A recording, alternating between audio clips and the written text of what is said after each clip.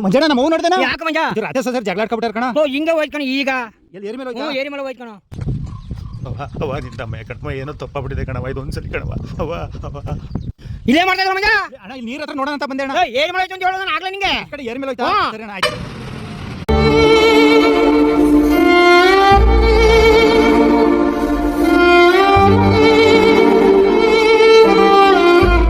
Sir ಇಲ್ಲಿ ಏನಾರ ನಮ್ಮ ಅಮ್ಮ ನೋಡಿದ್ರಾ? ಏನೇನು ಇದು ಯಾರೋ ಬಂದಿದ್ರು ಇವಾಗ ಒಂದು ಅಮ್ಮ ಟೆಂಪೋದಲ್ಲಿ ಅನಾಥಾಶ್ರಮ ಗಾಡಿ ಕರ್ಕೊಂಡೋದ್ರಲ್ಲಪ್ಪ, ನಿಮ್ಮ ಮನೆ ಇರ್ಬೇಕಣಪ್ಪ. ಯಾವಾಗ ಸರ್? ಇವಾಗ ಜಸ್ಟ್ ಒಂದು 5 ನಿಮಿಷ ಆಯ್ತು ಕಣಪ್ಪ. ಇವಾಗ ಕರ್ಕೊಂಡು. ಅಯ್ಯೋ ದೇವರೇ, ನೀನು ಇದ್ದರೆ ಇಂಥ ಜನ್ಮ ಪಾಪಿಗೂ ಕೊಡಬೇಡ, ಹಣೆ ಬರಹ ನೋಡೈ. ದಯವಿಟ್ಟು ಕೈ ಮುಗಿದು ಕೇಳ್ಕೊತೀವಿ, ಯಾರು ವೃದ್ಧಾಶ್ರಮ ಅನಾಥಾಶ್ರಮಕ್ಕೆ ಅಪ್ಪ ಅಮ್ಮನ ಬಿಡಬೇಡಿ. ಬದುಕಿದಾಗ ಅಪ್ಪ ಅಮ್ಮಂಗಂತೂ ತನ್ನ ಗಂಜಿ ಹಾಕಿ, ಸತ್ತಾಗ ಗುಣಿ ಮೇಲೆ ಏನೇನೋ ಹಾಕೋದಕ್ಕಿಂತ ಬದುಕಿದಾಗ ಚೆನ್ನಾಗಿ ನೋಡ್ಕೊಳ್ಳಿ. ಅವ್ರು ನಮಗೋಸ್ಕರ ಏನೇನು ಕಷ್ಟ ಬಿದ್ದಿರ್ತಾರೆ ಅನ್ನೋದನ್ನ ಒಂದ್ಸಲ ನೆನಪು ಮಾಡ್ಕೊಳ್ಳಿ. ನಾಯಿಗೆ ಅನ್ನ ಹಾಕಿದ್ರೆ ನಿಯತ್ ಕಾಯುತ್ತೆ, ಅಪ್ಪ ಅಮ್ಮನ ಊಟ ಹಾಕಿದ್ರೆ ಜೀವನ ಕಾಯ್ತಾರೆ. ದಯಮಾಡಿ ಯಾರನ್ನು ಅಪ್ಪ ಅಮ್ಮನ ಅನಾಥಾಶ್ರಮಕ್ಕೆ ಸೇರಿಸಬೇಡಿ.